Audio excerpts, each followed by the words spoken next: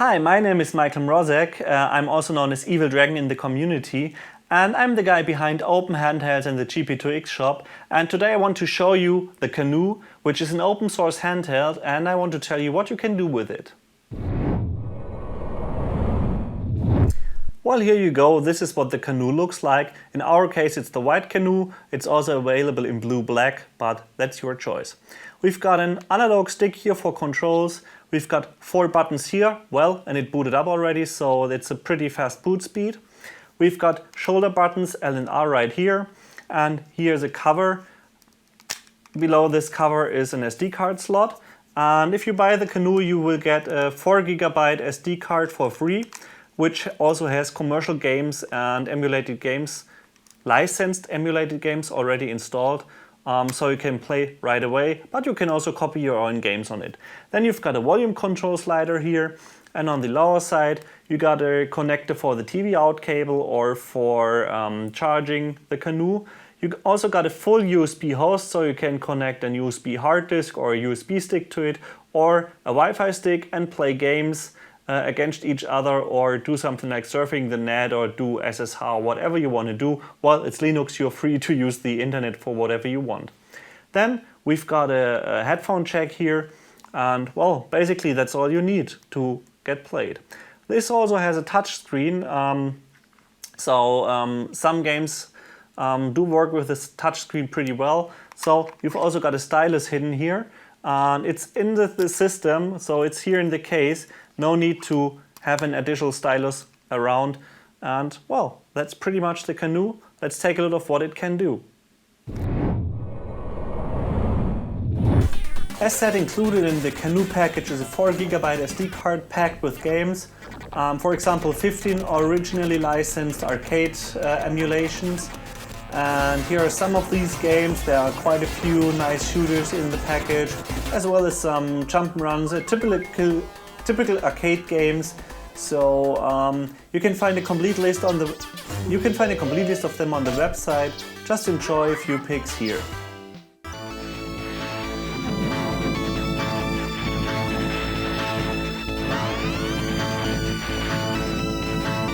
Okay, let's check out some of the proprietary Caanoo games. Here is Rotate Pâtissier, which is basically a combination of a jump and run and a puzzle game.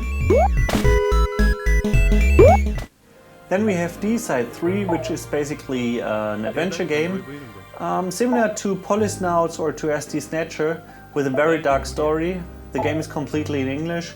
Translation could be a bit better, but it's okay, you can understand the story. Now here's my personal favorite, that's Liar Redemption. An action RPG, Zelda style with hack and slash. It has a huge overworld, a lot of quests, different weapons like a chain, an axe and a sword, which all have different kind of attacks. Well, and it's a very sarcastic storyline, so definitely worth playing. Now here's Propis, which is a puzzle game, as you could guess. You play it with the touch screen. It's a pretty fast puzzle game, and it's really worth playing on the go.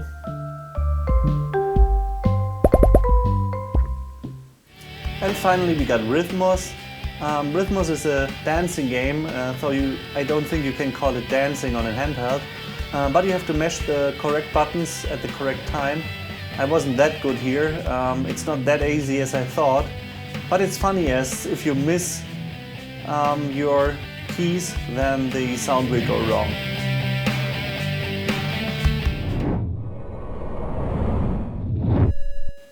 Of course, emulation is one of the other big uses for the Caanoo. Here, for example, there's Atari ST emulation, classic Buggy Boy. So if you ever owned an Atari ST, you can play it on your Caanoo on the go.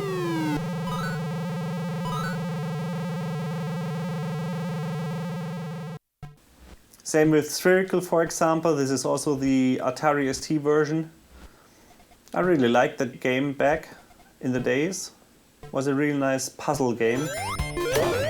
But of course you can also play 16-bit consoles. Here that's Sega Genesis or Sega Mega Drive, depending on where you live. Sonic 2 runs perfectly. It also runs Sega CD games. don't forget that depending on where you live, emulation might be illegal. In some countries it's okay to read out the ROMs yourself, the cartridges yourself and play. In some countries it's allowed to play anything you can download, and in some countries it's completely forbidden. So please check what the state for emulation is in your country. We won't supply any illegal ROM links to you, we won't tell you where to get the games. So this is up to you to check out how to legally play those.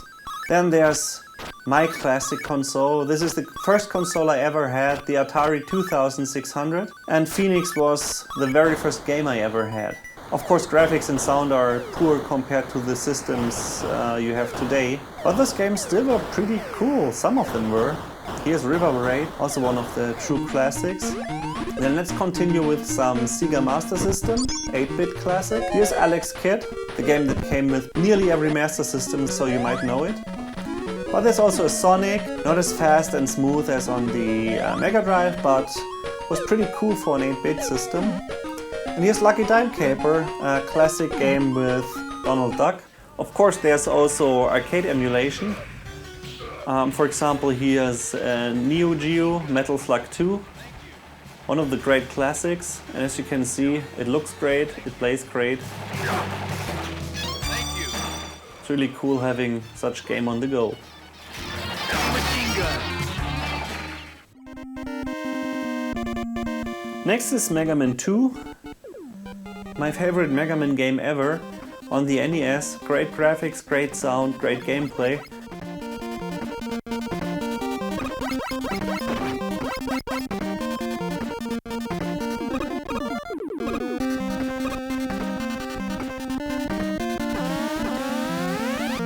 Now there's Kirby. He's not as pink as he is today. One of the last great jump and run games for the NES.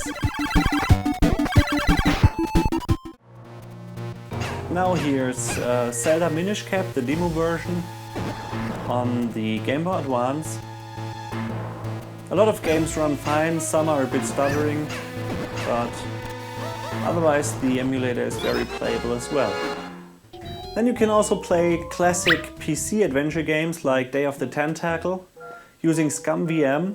Aha, ein Geheimnis. All you need Das is ist fast the schon original zu game einfach. files for the PC, which can be bought for cheap off eBay usually.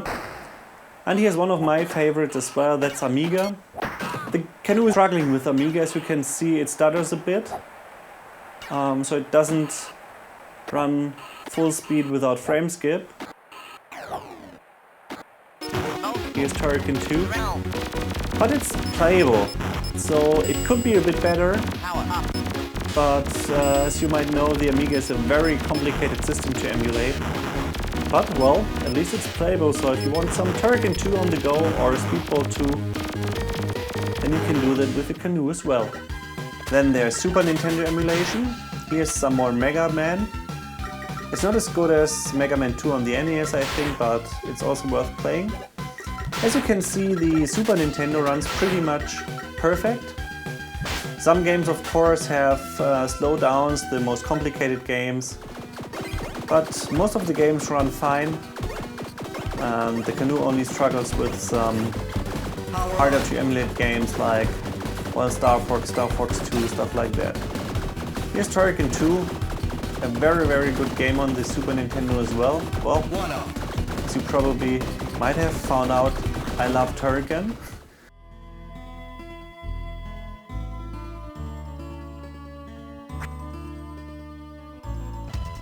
And here's Earthworm Jim 2, one of the weirdest jump'n'runs I've ever seen. Very nice and detailed animations and pixel graphics. That's what I loved about those old games. You can see the love they put into all these sprites, into all these graphics.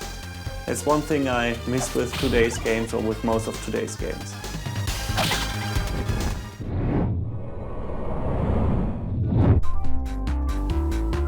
Okay, here's the last and my favorite part, and that's Homebrew Games. Those are free games that are available off the internet. Homebrew games written by the community for the community. They exist in all kinds of genres. For example, here's a fighting game with nice comical graphics.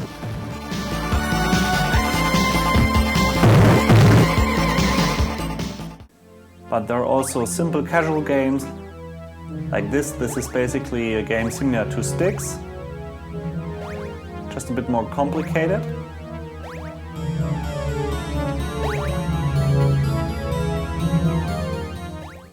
And here's Animatch, another puzzle game, one of those cool casual games. As you can see, graphics and sound are really nicely done. So these are not just cheap games, a lot of love has been put into them as well. Here's also a pretty neat game, and that's Audio Race. Your goal is to collect the blue crystals and don't touch the red ones. The cool thing here is that it takes your MP3s, your music, and creates a track based on that music. So you've got unlimited tracks to play. Now here's Binyax 2, another arcade puzzler, pretty fast, nice game.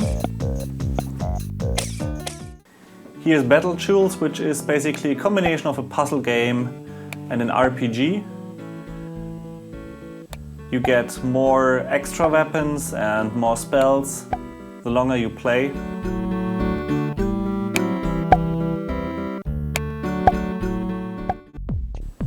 Here's a game similar to Pipe Dream, Pipe Mania.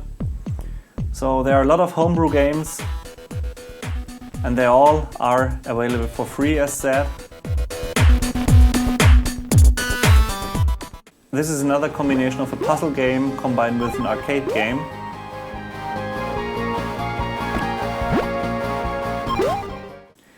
Here's Caanoo Robo, which is basically a mixture of a puzzle and an arcade game. Think of Boulder Dash with puzzles to solve. And a lot of levels as well.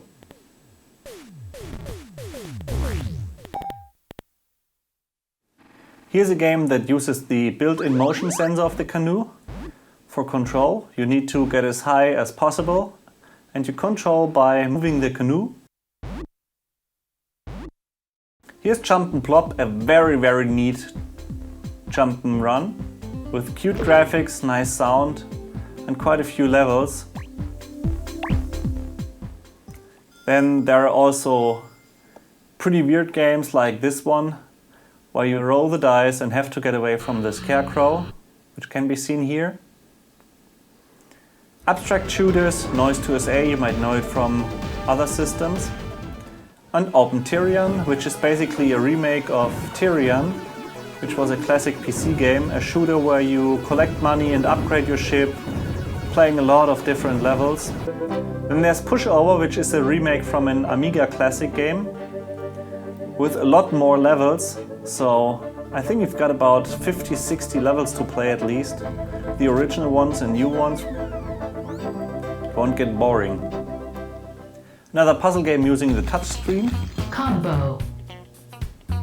Also a nice casual game. The neat thing is you can play them for free, you can code your own games. So that's the special thing about Homebrew. Here's Crix, or however you may pronounce that. A jump and run game combined with puzzle elements, a remake from an 8-bit classic. Another fast puzzle game. At the beginning it's slow, as you can see here. You need to put the boxes into the correct transporters. Well, and here's, yes, a Homebrew Zelda. There are 3 parts, each telling a different story. And it's based on Link to the Past, with a lot of dungeons, all the weapons you know from Zelda, so that's really worth playing. And one of the greatest homebrew jump'n'runs I know, that's Jaina's Return. Took ages to develop, but it really was worth it. One of the best games you can play for free. So yeah, there's a lot of free stuff waiting for you to be played.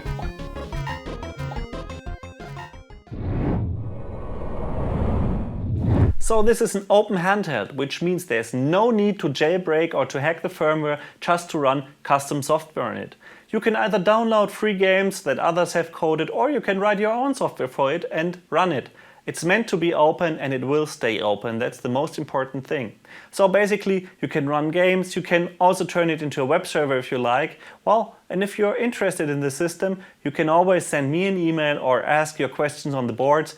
And of course you can also buy it directly from my shop, and I hope you like this small presentation. See you!